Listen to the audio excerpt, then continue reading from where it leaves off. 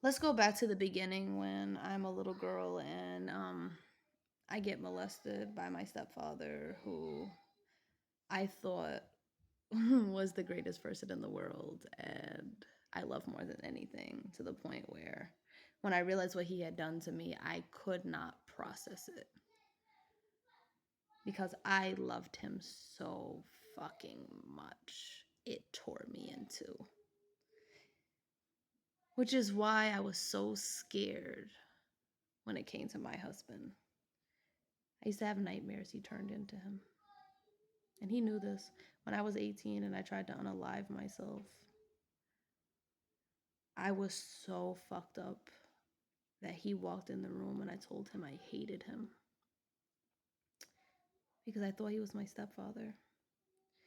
My husband never let me forget that I said that to him.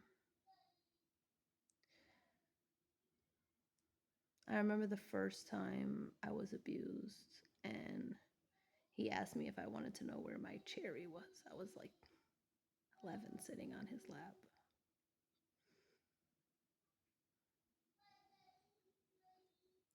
Anyways, when it came out that I was being abused, how it came out was I ended up saying it to a group of guys I was hanging out with because I thought it was normal. I didn't even know it was a problem.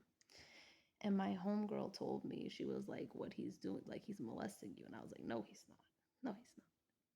That's not what he's doing to me. Anyway, someone ended up telling. I get called into the office. I have to break down everything that happened.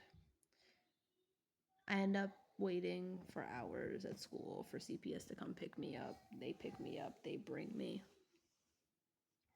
to the place, and my bishop of my church is there representing my stepfather, and he read my entire statement to my brothers. Nobody believed me. Everyone thought I was a liar. Cool. My grandparents did. I go live with them for like a year. I started acting out, getting in trouble. They're upset that I'm not doing all these things and they feel like I'm not getting over what happened to me. How the hell would I get over what happened to me in a year? It's like these people are fucking insane. Whatever. I get in trouble at school. I run away. I don't want to see their disappointment again because people are always disappointed in me. And after I run away, they tell foster care or CPS they don't want me no more. Take me back. I'm too much work. I go into my first group home. I mean, there's mad shit in between here, but it's irrelevant. I go into my first group home. I'm seeing a guy.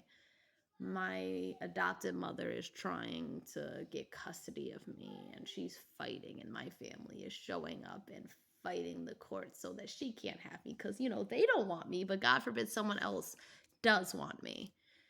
So they finally sit me down, CPS, and they tell me, listen, you're not going to be able to live with her, and we're going to slowly start taking your visits away so it's an easier transition. And I snap. And I run away, go have sex with my boyfriend for the first time. Next day, he breaks up with me. I go back to the group home. And I'm sitting here. And at this point, because I ran away, they don't want me going to see my mom at all. I'm sitting here. And I'm like, I have nobody. I have nobody. I'm all alone. I'm not good enough to be loved. And everyone that I love leaves me. So I run away. I'm 15 years old. I'm in fucking Newburgh, New York, and I'm this white girl who had never been loved, who no one ever thought was beautiful, and all these men are obsessed with me. They're in love with me. They want to have sex with me. I lost count at 67 of the men I slept with. That was in Newburgh at 15. And let me just say, at 15 years old, not a man that I slept with denied wanting to have sex with me at 15. And everyone knew I was 15. No one cared. Not one man, not one grown man cared. 40, 30, 20. Not a man gave two shits how little I was or how young I was or how innocent I was. Whatever. I meet this guy. His name is Nasir. And he sends me to New York City. And this is the first time I stepped foot in New York City. I start going rampage around there, doing all types of wild shit. the guy he puts me with won't have sex with me, but he'll take BJs from me because I'm 15 and he doesn't sleep with 15-year-olds, but whatever. Anyways, he puts me in a crack house. I start selling crack for him. I don't last long. I back out of there. I don't want to do that anymore. I end up running back into Nasir, and he drops me in the middle of Flatbush, Brooklyn. And I meet this guy, and he tells me he knows where there's a party on a rooftop, and he takes me up to the rooftop, and he makes me suck his you-know-what at knife point. And he leaves me there, and I have to climb down a fire escape. Someone helps me get down, starts talking about how I'm an angel, and oh my gosh, look at you, you're so beautiful. So I take off running barefoot, run into some Jamaican guy. He gets me fucked up. I pass out. He grapes me while I'm fucked up. More shit happens through the years. I mean, when I was in Newburgh, these girls I live with used to let men come in and gang rape me while I was drunk and fucked up. Met another dude in Newburgh who kept me a prisoner in his home for a month until I finally got up and left. Because for some reason, men just think that they can imprison me in their houses. Like I'm their personal Barbie doll to take out of the box whenever they feel like it and put me back away. And all of this is probably what leads up to me accepting the nonsense from my husband. Whatever. I end up going back into foster care. I get caught. It's irrelevant how I get caught. Cool. I spend months living at St. Anne's. It's this big group home in Albany. I end up running away again. Live on the streets of New York City, live on the streets of Florida. I mean, I slept in stairways, I slept on benches, I slept in laundromats.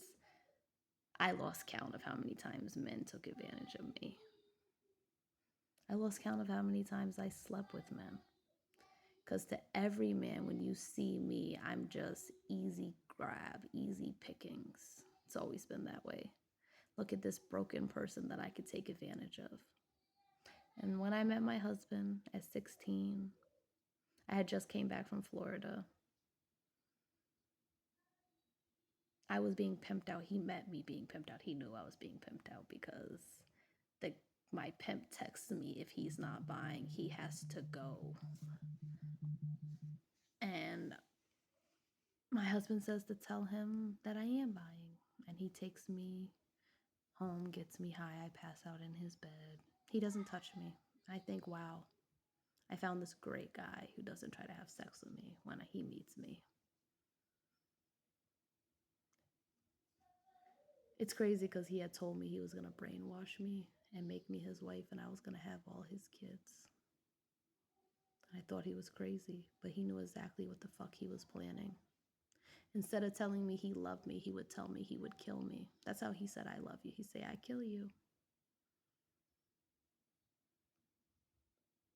I got depressed after we had our first child and told him I wanted to unalive myself, and this man put a loaded gun in my hand. I don't know that it was loaded. Let me not say that. He put a gun in my hand and told me to kill myself. Until this day, I still don't know if it was loaded. And I tried to leave him and run, and he chased me down with that gun. Like, yo, I can't believe I put up with the shit I put up with. And I loved him with all my heart, and he just shut it all off and stopped caring like it was nothing. Like 12 years with me was nothing. Like he didn't know what the fuck he did to me. He knew how much I loved him. He knew how much I fought for him. He knew how much he was breaking me, and he did it on purpose. And I think that was the hardest thing to fucking swallow.